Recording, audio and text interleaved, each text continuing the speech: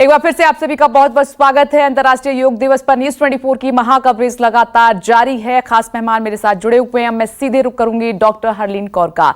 Doctor Harleen Kaur, पहले भी हम बातचीत कर चुके हैं इस खास दिन को लेकर। अब वो दिन आ ही गया है क्योंकि आज सूर्य ग्रहण भी है और साथ ही आज अंतर्राष्ट्रीय योग दिवस भी है। तो आज क्या कहना चाहेंगी आप दर्शकों से? मैं तो ये कहना चाहूंगी, सबसे पहले तो हैप्पी इंटरनेशनल योगा डे। और ये एक सेलिब्रेट है लाइक इतना स्ट्रेस, इतना प्रेशर कोरोना का इतने समय से और ग्रहण का, तो इसमें ये आज योग डे आना तो बहुत अच्छा पॉजिटिव ही है। तो अपने घर पे बैठ के कीजिए। सबसे बड़ी बात तो ये है कि इसके लिए आपको बाहर जाने की जरूरत नहीं है। आप अपने घर पे बैठ के ध्यान लगा सकते हैं, योग कर सकते हैं, सूर्य नमस्कार करते हैं, सूर्य जल अर्पण करते हैं, तो वो भी तो योग ही है। तो ये तो हमारे लाइक पहले से चला ही आ रहा है और अभी तो सबको पता है योग का महत्व। और कोरोना में तो वैसे भी अगर आप योग करते हैं, मेडिटेशन करते हैं, ध्यान करते हैं, आपका इंटरनल सिस्टम मजबूत होता है, इम्यूनिटी मजबूत जी। तो ये बहुत पॉजिटिव चीज है आज। नहीं, ये आपने बहुत सही कहा कि कोरोना काल में इम्यूनिटी सिस्टम को हमें स्ट्रांग करना है, मजबूत करना है, इस तरफ ध्यान देना है क्योंकि हमें अपनी हेल्थ को अच्छा करना है। नंबर्स क्या कह रहे हैं? नंबर्स तो यही कह रहे हैं कि ठीक है, 9/16 पे अभी शुरू हो जाएगा ये ग्रहण और 3 बज के दोपहर में 4 मिनट तक रहेगा। तो नंबर्स थोड़े से भारी जरूर हैं, मगर इसका मतलब ये नहीं है कि हम अपने आप को प्रोटेक्ट नहीं कर सकते, सुरक्षा तो कर ही सकते। बारिश आती है तो हम छाता लेकर तो जाते ही है ना। तो आपको प्रोटेक्शन करना है, ध्यान करना है, मेडिटेशन करना है। मैं छोटे छोटे से टिप्स भी देती रहूंगी। चक्रा का ध्यान कीजिए। चक्रास हमारी बॉडी में होते हैं, 7 चक्र होते हैं जी। उनके ऊपर ध्यान कीजिए, कलर्स के साथ वर्क कीजिए। इस वक्त जितना हो सके मटेरियलिस्टिक नहीं रहिए, दूर रहिए उन सब चीजों से। इस वक्त भूल जाइए आज सब चीजों को। और देखिए, आप कह रहे हैं कि मेडिटेशन करना है और ध्यान रखना है और थोड़ी सी सावधानी आपको बरतनी है, बाकी कोई चिंता की बात नहीं है। डॉक्टर हरलीन कौर, मैं लौटूंगी आपके पास। सपना व्यास भी मेरे साथ जुड़ गई हैं, हेल्थ कोच हैं। सपना जी, आज अंतर्राष्ट्रीय योग दिवस है, क्या आज हेल्थ टिप्स आप देना चाहेंगे? क्या है इंपॉर्टेंट हेल्थ टिप्स आज के? देखिए, मेरा ये मानना है कि योगा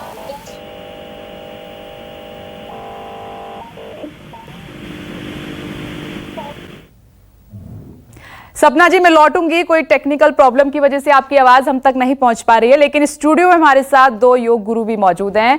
मैं रवि व्योम शंकर झा आपका रुख करना चाहूंगी और ये कुछ आसन आपको बताएं, कुछ जरूरी बातें योग के बारे में बताएं। उससे पहले 2-3 लाइनें इनके बारे में, जो कीर्तिमान इन्होंने हासिल किए हैं जो किसी के नाम अब तक नहीं है। वर्ल्ड रिकॉर्ड बनाया है जल योग में 24 आवर्स का। साथ ही शीर्षासन, जो कि आसनों का राजा है, 3 घंटे का ये वर्ल्ड रिकॉर्ड अपने नाम किया है। और ऐसे ही कई रिकॉर्ड हैं जो इन्होंने अपने नाम किया है। इधर रवनीश व्यास जो कि योग गुरु हैं, वत्स, माफ कीजिएगा, रवनीश वत्स जी जो कि योग गुरु हैं, पूर्व राष्ट्रपति प्रणब दा के वो उनको योग करा चुके हैं, योग गुरु रह चुके हैं और इन्होंने भी कई कीर्तिमान अपने नाम किए हैं।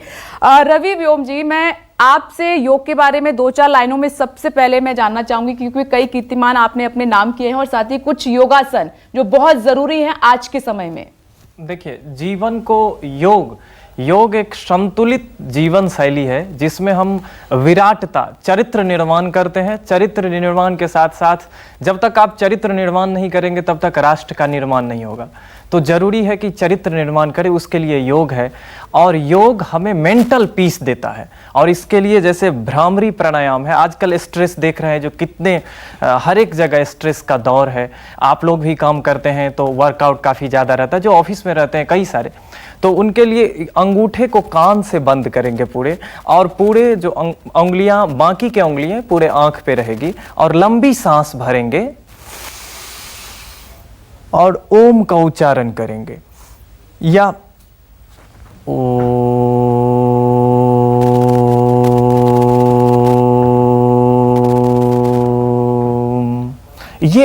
ये भ्रामरी प्राणायाम है। और ये भ्रामरी प्राणायाम आपको मेंटल, जो आज मेंटल देख रहे हैं कितना डिसऑर्डर चल रहा है, आप कहीं पर सोचते हैं कुछ, एक समय चित्त वृत्ति, योग में कहा गया चित्त वृत्ति निरोध, मतलब एक समय एक चीज को आप पुश करें, एक चीज पर फोकस करें, ये केवल योग में ही संभव है।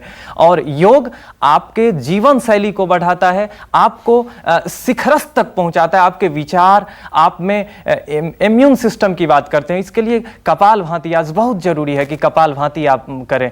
इसको प्राणायाम भी कहते हैं और ऐसे भी क्रिया भी कहते हैं। इसमें सांस को बाहर छोड़ना है, पेट अंदर, खिंचाव नहीं रहे, कोई खिंचाव नहीं रहे, मन में हमेशा प्रसन्नता रहे। और योग सबको जोड़ता है, योग जुड़ने का है, आत्मा को परमात्मा से कनेक्ट करते हैं, ये योग है। बिल्कुल रवि व्योम जी, ये आपने बहुत बड़ी बात कही है, मैं इसको कोट भी करना चाहूंगी, क्योंकि जो योग है वाकई में जोड़ता है। जब आप योग शुरू करते हैं तो इसका खुद में खुद कनेक्शन परमात्मा से जुड़ जाता है, और साथ ही जब ओम का उच्चारण आप करते हैं तो एक सकारात्मक ऊर्जा हमारे अंदर भर जाती है। और आज हमारी कोशिश भी यही है कि सकारात्मक ऊर्जा का जो संचार है वो और ज्यादा हमारे भीतर बढ़े। अब मैं रवनीश वत्सी आपका रुख करना चाहूंगी, क्योंकि आप तो प्रणब दा को योग करा चुके हैं, कई कीर्तिमान आपने भी हासिल किए हैं। तो दो बहुत इंपॉर्टेंट बातें हैं, एक तो कोरोना काल में हमें अपना इम्यून सिस्टम स्ट्रांग करना है, इस पर जोर दिया जा रहा है, दूसरा स्ट्रेस को दूर भगाना है, कैसे करें? जी, स्ट्रेस देखिए, अवसाद, चिंता, ये सारी स्थिति बनती क्यों है और कैसे बनती है? कहते हैं कि जिस तरह की परिस्थिति आपकी तैयार होती जाती है वैसे ही मनस्थिति भी तैयार हो जाती है। तो मनस्थिति और परिस्थिति दोनों को सामंजस्य बिठाएं, कैसे बिठा सकते हैं? उसके लिए सबसे अच्छा माना जाता है प्राणायाम, क्योंकि प्राणायाम एकमात्र ऐसा साधन है जिसके माध्यम से हम अपनी श्वसन शक्ति का विस्तार करते हैं और ऑक्सीजन का प्रवाह जितना रोम रोम को, जितने हमारे अंग प्रत्यंग को अच्छी तरीके से मिलेगा, उतना ही जल्दी अवसाद से, चिंता से बिल्कुल बाहर आ सकता है। स्ट्रेस बस्टर का सबसे अच्छा उपाय है वो है प्राणायाम में नाड़ी शोधन प्राणायाम, क्योंकि नाड़ी शोधन प्राणायाम के अंदर जब हम करते हैं तो उसमें हम लंबी गहरी सांस लेते हैं। वह जब हम सांस को ग्रहण करते हैं तो हमारी उससे लंग्स कैपेसिटी इंप्रूव होती है, और लंग्स कैपेसिटी जब इंप्रूव होती है तो हमारी सोचने और समझने की जो क्षमता है उसमें भी बढ़ोतरी होने लगती है। क्योंकि हमारी, कहते हैं कि कुछ भी कार्य करते हैं उसका सीधा असर हमारे किसके ऊपर, क्रिएटिविटी के ऊपर पड़ता है, रचनात्मक क्षमता के ऊपर पड़ता है। तो रचनात्मक क्षमता को भी बढ़ाना है तो उसके लिए सबसे अच्छा प्राणायाम है। उसके बाद हम कुछ आसन, कहते हैं कि आसन क्या करता है हमारे शरीर के लिए, तो आसन हमारे शरीर की मालिश करता है। और आसन भी बहुत सारे ऐसे आसन हैं, जैसे शशांक आसन है, भुजंग आसन है, गौमुख आसन है, ये सारे आसन जो खास करके हैं वह स्ट्रेस बस्टर का काम करता है। और सबसे प्रमुख है आज के समय में, स्ट्रेस से भी ज्यादा है, वो है हमारी इम्यूनिटी पावर। आज कोरोना काल में आप देखिए पूरी दुनिया त्रस्त है उसमें, और जो योग करते हैं वो मस्त हैं, क्योंकि योग जो करते हैं उनकी इम्यूनिटी पावर कई गुना बढ़ा रहता है। और योग में जैसे कि सर्वांगासन है, पश्चिमोत्तानासन है, चक्रासन है, उष्ट्रासन है, शीर्षासन है, ये सारे आसन मैं करके भी दिखाऊंगा। ये सारे आसन बहुत ही ज्यादा उपयोगी माने जाते हैं हमारे अंदर रोग प्रतिरोधक क्षमता को कई गुना बढ़ाने के लिए। जैसे कि सर्वांगासन माना जाता है कि सभी अंगों की मालिश करता है। यह एक ऐसा आसन है जिसमें हमारे लंग्स कैपेसिटी हो, चाहे आपकी बैक हो, चाहे कॉन्स्टिपेशन हो। अब माना जाता है बहुत सारे ऐसे लोग होते हैं वो चाहते हैं कि हमारी टमी जो है बिल्कुल अंदर होनी चाहिए, कॉन्स्टिपेशन। आज देखिए हमारे देश में मोटापा को एक बीमारी के रूप में नहीं देखा जाता, लेकिन मोटापा कई सारे रोगों को लेके आता है। और यदि मोटापा है तो आपकी इम्यूनिटी पावर कभी भी बढ़ नहीं सकती। अब देखिए मोटापा में क्या है कि आपके अंदर जब मोटापा है तो उससे आपके किस तरह के रोग पनप सकते हैं, उसमें आपकी डायबिटीज हो सकती है, यूरिक एसिड हो सकता है। बिल्कुल रवनीश जी, मैं चाहूंगी कि आप योग आसन करते ही करते इसको एक्सप्लेन करते रहें। तो सबसे पहले जो आपने मोटापे का ही जिक्र कर दिया, क्योंकि भारत में समस्या ज्यादा है, तो आप उसी का आसन करके दिखा दीजिए। पहले सबसे पहले इसमें क्या करते हैं, लंबी गहरी सांस खींचते हुए मुंह से पूरी तरह से सांस को बाहर निकाल दिया और मुट्ठी बंद करके पेट के समीप ले जाएंगे और आगे की ओर झुक जाएंगे। इस प्रकार कुछ देर तक बने रहेंगे, 30 सेकंड से 45 सेकंड तक बने रहेंगे।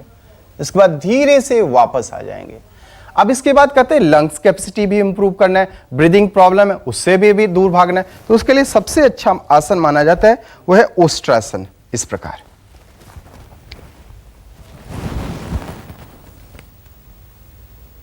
अब इसमें छाती का जो फैलाव हो रहा है, यह फैलाव एक तो हमारी ब्रीदिंग प्रॉब्लम है उससे हमें दूर भगाएगा और हमारी लंग्स कैपेसिटी को काफी इंप्रूव करेगा।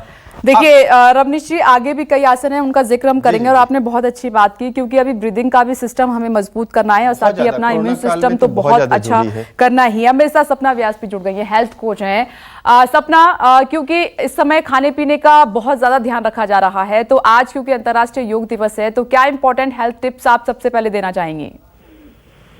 देखिए, सबसे पहले तो मैं यही कहना चाहूंगी कि योगा एक जीवन शैली है, योगा एक लाइफस्टाइल है। यानी आप सिर्फ आसना, सिर्फ प्राणायाम, सिर्फ ध्यान, ये सारी चीजों को अलग अलग करके नहीं देख सकते हैं। हमें अपने खाने में स्पेशली अगर हम प्रोसेस्ड फूड, जंक फूड, यानी ज्यादा सॉल्ट वाला, ज्यादा तला हुआ, ज्यादा शुगर वाला खाना, इन सारी चीजों से दूर रहे तो हम अपने फूड हैबिट को ऐसे ही इम्प्रूव कर सकते हैं। हम खास मेहमान हमारे साथ बने हुए हैं और एक और खास मेहमान हमारे साथ जुड़ गई हैं, बेहद खास मेहमान विधि शर्मा जी, सिंगर हैं और ये योग पर उन्होंने बहुत खूबसूरत गाना गाया है, आपने सुना भी। विधि जी, बहुत बहुत स्वागत है आपका। जी धन्यवाद। विधि जी, हमने आपका योग पर वो गीत सुना, यकीन मानिए उसका हर एक शब्द ऊर्जा का संचार कर रहा था। मैं चाहूंगी इसी से शुरुआत करते हैं एक बार फिर से। जी जरूर जरूर।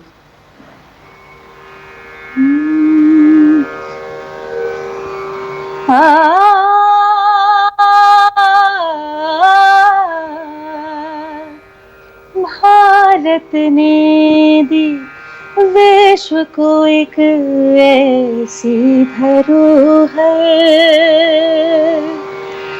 जो सबके तन मन के रोगों को लेता है।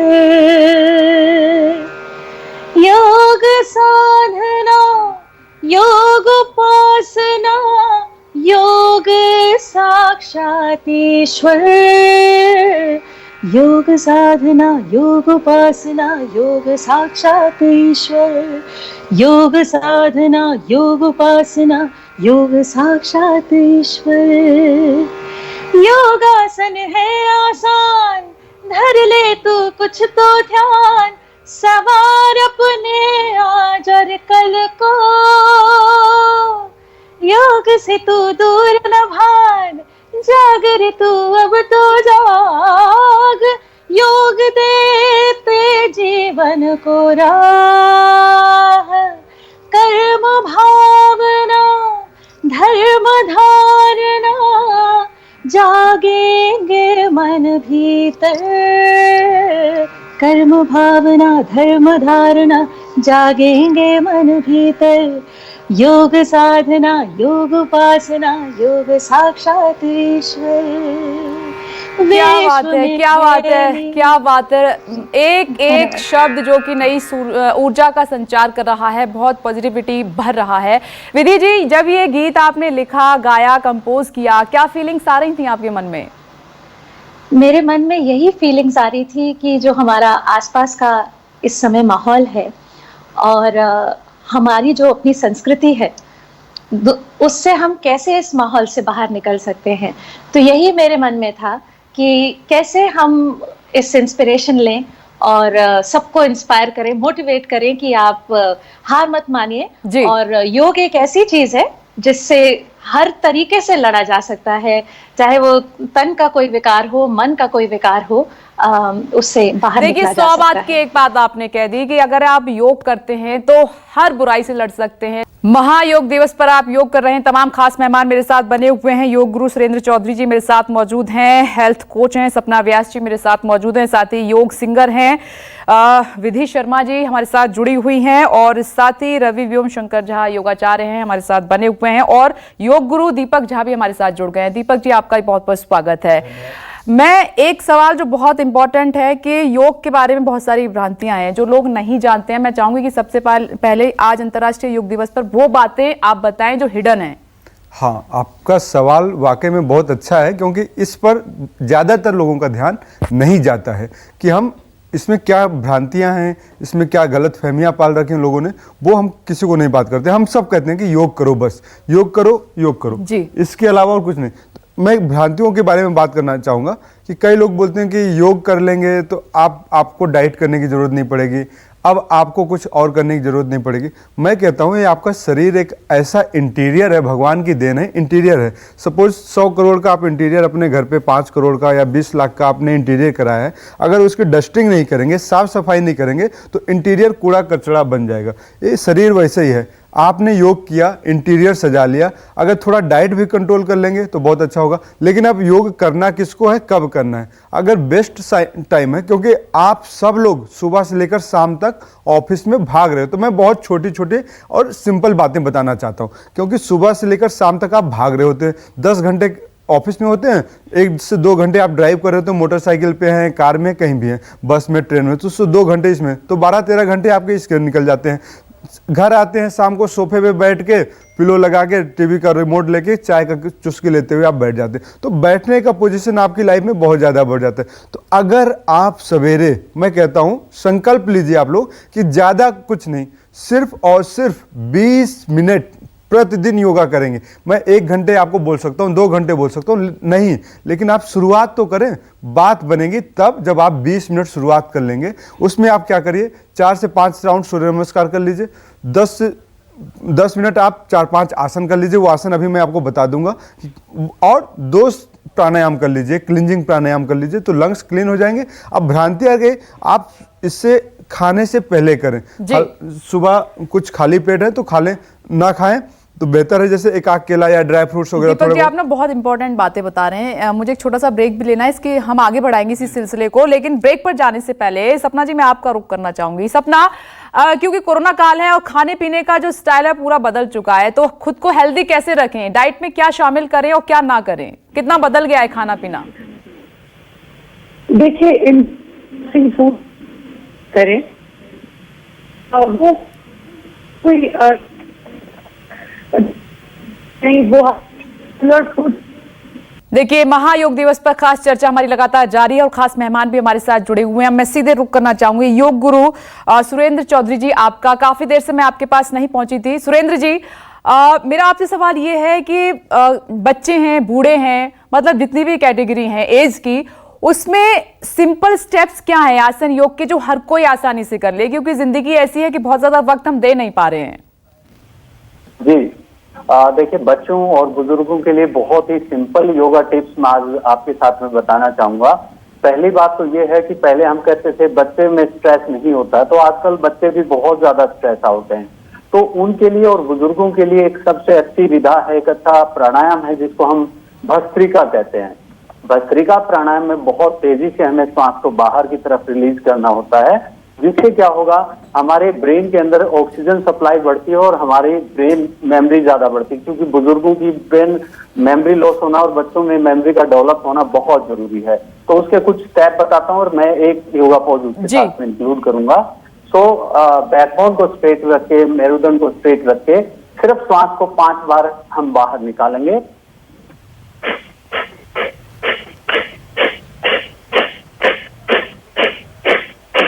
इस तरह से तेजी से श्वास को बाहर निकालते हैं, जिससे हमारे अंदर ऑक्सीजन सप्लाई बहुत तेजी से बढ़ती है और ब्रेन का डेवलपमेंट बढ़ता है।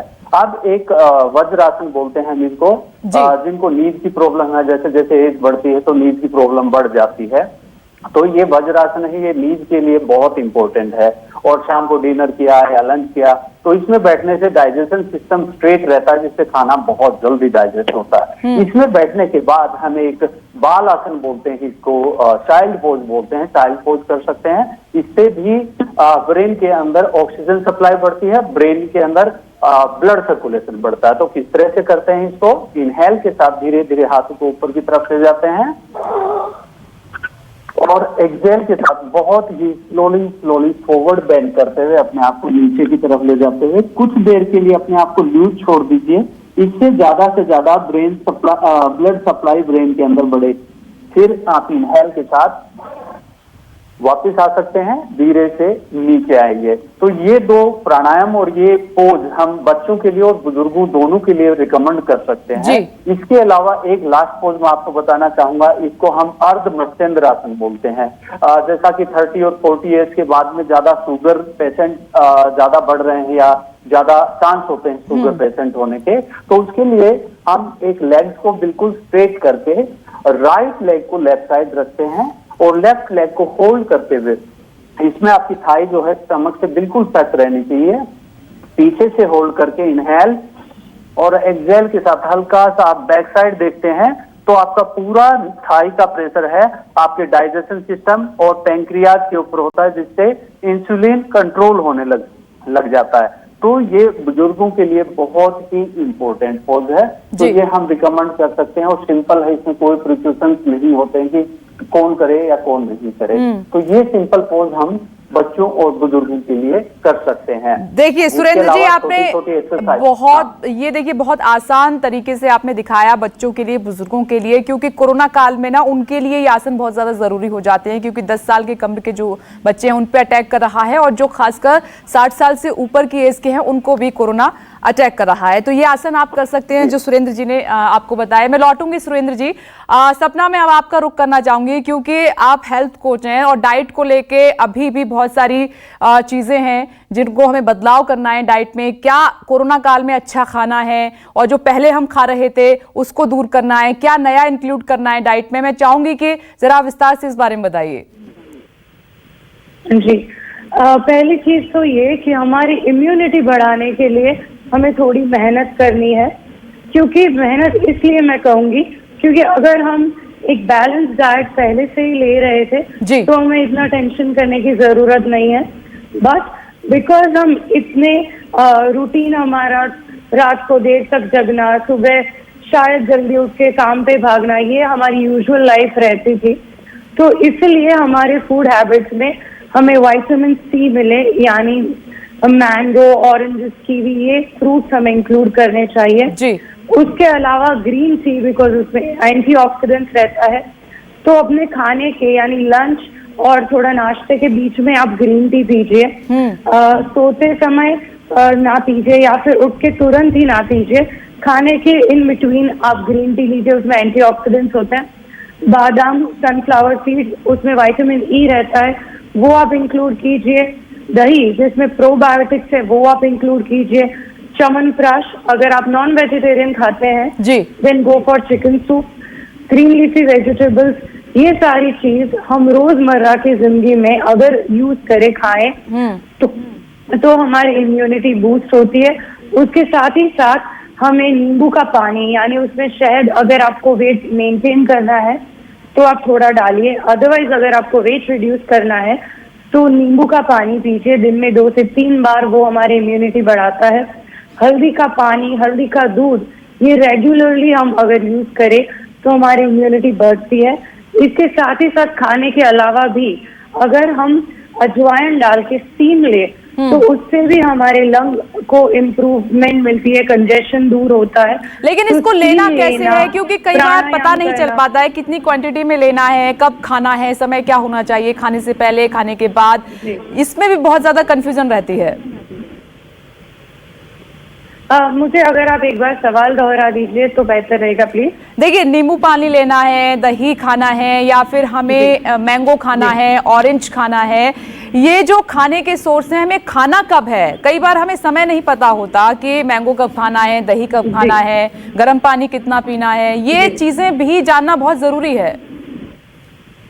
जी, देखिए, मैंगो, अगर मैंगो की बात करें तो वो फलों का राजा है, पर उसमें बहुत सारे गुण हैं, पर उसको भी अगर आप रेगुलर फूड के साथ खाएंगे, एज इट इज उसमें फ्रुक्टोज यानी शुगर की मात्रा ज्यादा रहती है, तो अपने खाने के साथ उसको इंक्लूड ना करें, अदरवाइज आप में शुगर स्पाइक हो सकती है।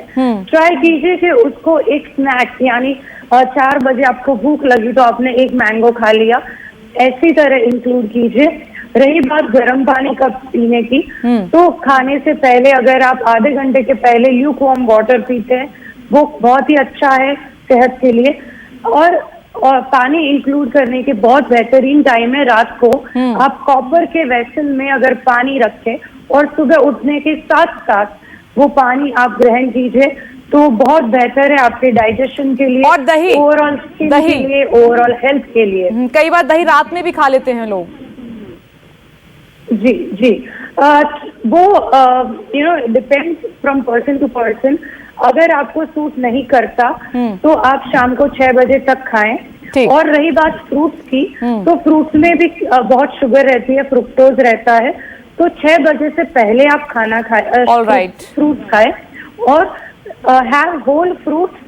और अगर आपको जूस पीना है तो वेजिटेबल जूस पीजिए, ना कि फ्रूट जूस। ठीक है सपना, मैं लौटूंगी आपके पास। देखिए बहुत इंपॉर्टेंट बातें आप बता रहे हैं और आप ध्यान से सुनिएगा, क्योंकि क्या आपको कब खाना है, मैं चाहती हूँ कि आज की चर्चा के बाद इसमें आप बदलाव लें, सही समय पे सही चीज खाएं कोरोना काल में। डॉक्टर हार्लेन, क्योंकि हम बात लगातार कर रहे हैं हेल्थ को लेकर, हम बात कर रहे हैं कुछ अच्छे सिग्नल्स को लेकर, तो ये आज के बाद समय कितना बदल जाएगा? जरूर, मैं 1 to 9 नंबर्स के लिए बता देती हूँ, जिनको अपनी राशि नहीं पता नंबर्स के अकॉर्डिंग कौन सी प्रॉब्लम हेल्थ रिलेटेड उनको आ सकती है, जो थोड़ी थोड़ी सी बीमारियां मुझे दिख पा रही हैं, तो उसको आप सॉल्व कर सकते हैं योग के साथ या अपने डाइट में आप जो चेंजेस ला सकते हैं। सबसे पहले बात करते हैं नंबर 1 की। जिनका नंबर 1 है, जैसे अगर आपका 19 है तो 9 + 1 को ऐड कर लेंगे तो 1 आएगा। 1 नंबर वालों के लिए थोड़ा सा हार्ट रिलेटेड प्रॉब्लम या बीपी रिलेटेड प्रॉब्लम हो सकती है, एंजाइटी की दिख रही है मुझे इस पूरे ग्रहण के बाद। जिनका नंबर 2 है उनके लिए जो दिख रहा है प्रॉब्लम थोड़ा सा लेग्स रिलेटेड या बैक पेन आपको हो सकता है, कहीं ना कहीं स्पाइन में पेन हो सकता है, तो आप उससे रिलेटेड योगा मेडिटेशन कर सकते हैं, उसको कंट्रोल कर सकते हैं। मैं बात करती हूँ नंबर 3 की। जिनका नंबर 3 है उनके लिए थोड़ा सा प्रॉब्लम दिखाई दे रही है एसिडिटी रिलेटेड, स्टमक रिलेटेड, तो वो अपने स्टमक चक्र जो हमारा सोलर प्लेक्सस है उससे ध्यान कर सकते हैं जी। बात करती हूँ नंबर 4 की। नंबर 4 के लिए जो प्रॉब्लम दिखाई दे रही है वो थोड़ा सा बोन्स रिलेटेड या अर्थराइटिस की प्रॉब्लम हो सकती है, उसके लिए भी वो ध्यान लगा सकते हैं। बात करती हूँ मैं नंबर 5 की। नंबर 5 के लिए जो प्रॉब्लम दिख रही है वो थोड़ा सा कंधों से रिलेटेड या आर्म्स रिलेटेड, हाथ को लेकर प्रॉब्लम दिख सकती है। नंबर 6 के लिए थ्रोट या ईयर्स की प्रॉब्लम हो सकती है, अपने वो विशुद्धि चक्र पे ध्यान लगा सकते हैं, उसके ऊपर वो फोकस कर सकते हैं। या इसका कलर ब्लू है, वो ब्लू कलर ज्यादा यूज करेंगे तो भी बहुत फायदा देगा जी। तो ऐसी भी बहुत सारी चीजें हैं जो हम कर सकते हैं। थर्ड आई मेडिटेशन है, हम थर्ड आई पे ध्यान कर सकते हैं, उससे भी चीजें बहुत सारी सॉल्व होती हैं। बात करते हैं नंबर 8 की। नंबर 8 के लिए जो प्रॉब्लम आ सकती है पैरों से रिलेटेड, एंकल से रिलेटेड आ सकती है।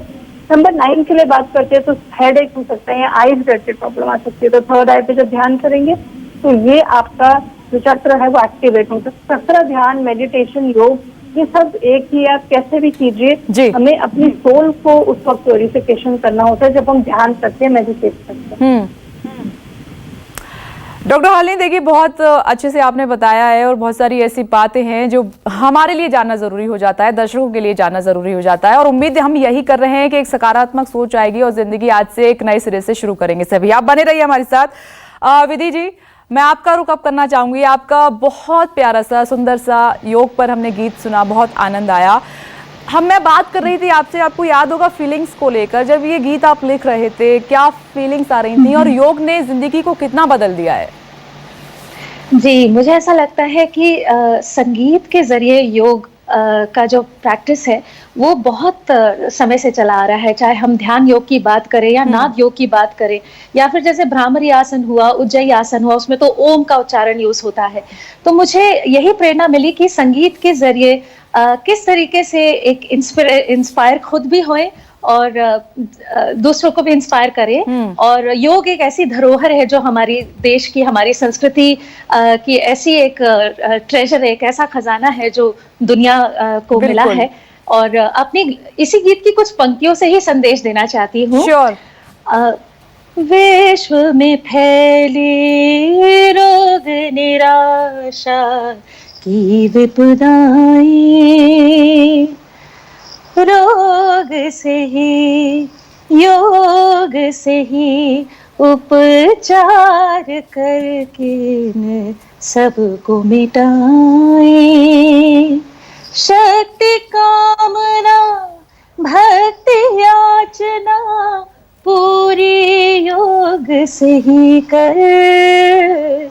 शक्ति कामना भक्ति याचना पूरी योग से ही कर।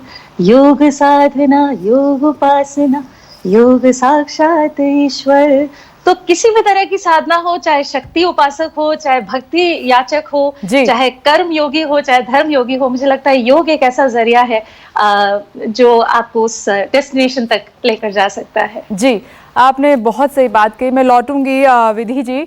देखिए, स्टूडियो में मेरे साथ दो योग गुरु मौजूद हैं और लगातार आप उनको आसन करते हुए देख भी रहे हैं। ये नए नए आसन हैं और पहले भी आपने देखे होंगे, लेकिन आज हमारी कोशिश ये है कि आज से अंतर्राष्ट्रीय योग दिवस है, तो आज से आपको अपनी जिंदगी में योग को ऐड करना है, जोड़ना है।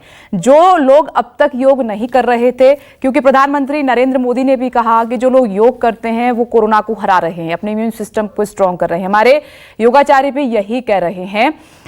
रवि जी, देखिए, आपने बहुत शानदार तरीके से आसन कर भी रहे हैं और हमारे दर्शक देख भी रहे हैं। मैं आऊंगी आपके पास दीपक जी। देखिए, आपने वर्ल्ड रिकॉर्ड अपने नाम किया है 24 आवर्स जल योग। मैं चाहूंगी कि उसके बारे में आप जरूर अपना एक्सपीरियंस शेयर करें। वर्ल्ड रिकॉर्ड, कई कीर्तिमान आपने अपने नाम किए हैं। हमने जल में योग करना एक बहुत ही डिफिकल्ट होता है, क्योंकि उस समय मतलब क्या महसूस हो रहा था और कैसे, कितना फायदा हुआ, योग ने कितना बदला है? योग तो जीवन को ही रूपांतरण कर दिया है, क्योंकि बचपन से ही योग में थे और माता पिता का संस्कार ही एक ऐसा मिला, क्योंकि पहली पाठशाला जो है वो आपका घर है। तो माता पिता जो आपको फॉलो जो बताते हैं वो गुरु होते हैं, प्रारंभिक गुरु होते हैं माता पिता। तो वहाँ से ही संस्कार मिला और हमने जो 24 आवर जल में रहा, 24 घंटे लगातार, उसमें विभिन्न प्रकार के आसन, प्राणायाम, मुद्रा, ध्यान सब कुछ लगा। लेकिन एक चीज़ जो देखने को मिली कि सबसे जो कठिन था और जो साधना की मार्ग है योग के लिए, एक बहुत बड़ी बात है कि अगर श्वास पर नियंत्रण है, आप में डिसिप्लिन है, तो श्वास पर नियंत्रण है, यानी अनुशासन है। नियंत्रण कैसे? नियंत्रण जैसे आपको गुस्सा होता है, गुस्सा आया तुरंत आप एग्रेसिव हो जाते हैं, तुम हमें कोई कम किसी से, तो उसको तुरंत कंट्रोल करने के लिए सिंपल सा है कि सांस भरिए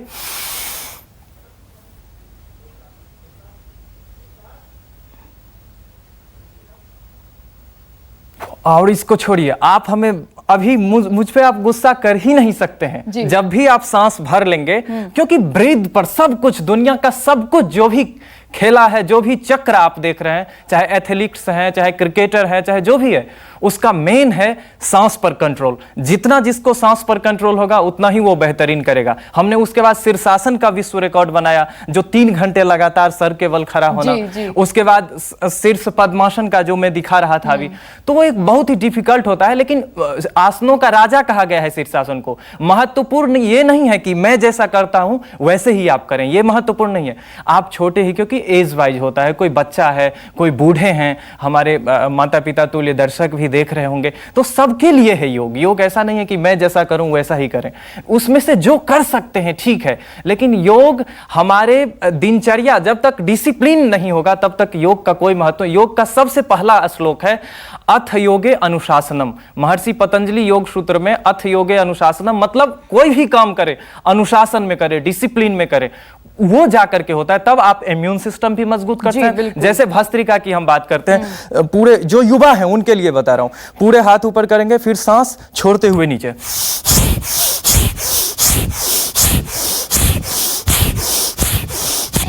जो युवा हैं, जो हाई बीपी वाले हैं चाहे लो बीपी, वो स्लो करेंगे।